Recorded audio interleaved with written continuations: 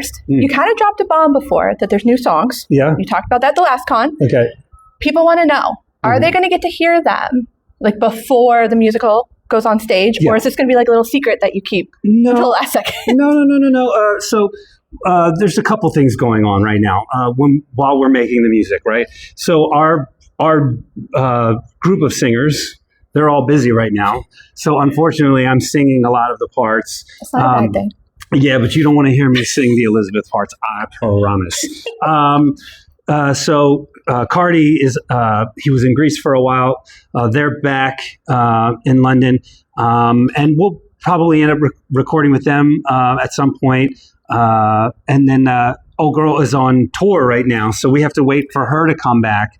But the goal will be to record these songs with the same voices so that we have a full body of work. But we have to get everything written because we're not going to like write one and then record one and kind of get out of our rhythm. So we're going to write everything first and then get everybody in the studio. And then the goal will be to hopefully release something with the full body of work. Now that we've committed to it, we did the first act, seeing if it was worth pursuing this way. And now that the feedback has been positive, we've decided we're going to pursue writing at least a full first draft. That's awesome. So when we finish writing the first draft of everything, then we'll record all of the pieces and all of the voices. And then hopefully at that point, we'll be able to package something nice for everybody, at least so they can, again, be a part of the journey and they can help steer the boat in the right direction as so well. We've had a lot of questions about who thinks this one, who do you think is going to do? So that would be nice for people to kind of see the continuation of the same voices, same characters. At least for that, that should give at least the first kind of chapter of this thing some continuity. Right. And look, we just love their voices. So I mean, you pick some pretty awesome people. Speaking of them, I should say Cardi and Lily. How did you kind of come about, picking them versus? I'm sure there's a lot of amazing voices out there, and they're great. But you know what? They were just voices that we liked. Jimmy was friends with Lily and had worked with her on some stuff before, and she had sang, and I'd been in the studio with Jimmy while she was in there working on something, and I just love her, and I loved her voice, and there's no shortage of singers in LA, but this is a very specific feeling, and she brought something really beautiful to the table with her tone and her approach to the songs. When I would sing it on the demo one way, she would add emotion and inflection in different ways that I didn't think of. Look, obviously I'm not a woman, so I don't have that perspective. And so when she really added her point of view to these inflections and these moments and these emotions, it really opened things up for us. We got really excited. That's the fun part about collaborating. And then Cardi, we had a really hard time finding someone that felt right for the character. Again, there's amazing singers everywhere in terms of finding someone who can hit the notes and hit them on time and stuff like that. But so we went just kind of on a deep dive, and for weeks and weeks and weeks, we're just kind of scraping through any kind of music we could find where somebody knew somebody, and I came across a piece of music of theirs. And it wasn't in English. It was like an a cappella piece that he had done in another language. And I was like, what is this? And Jimmy thought I was nuts. And he knew it was beautiful, but he was just kind of like, I don't know. And then we reached out and we tried one song just to see if it was the right fit. And as soon as they sang, basically, we knew immediately. They both have amazing voices. They're just like, we got very lucky, having one be a known entity already, and just, but then just to find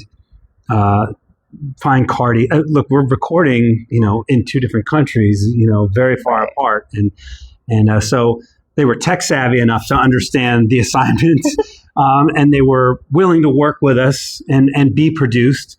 And really be accommodating, and so I'm again thrilled that they were kind enough. They're both awesome people, for sure. So I have to ask this one because, as you know, I have a co-mod who asks this question every 5 minutes. Okay. Graphic novel. Yeah. Where are we at kind of in that process? Paul can answer that for you. He's been in negotiations. later. Yeah. So he's in the negotiations. No, so it's what started off as one thing, which was just basically covering the songs that we had. And now that we're expanding the amount of songs that we have, we started to expand the world of the actual comic and illustration, right?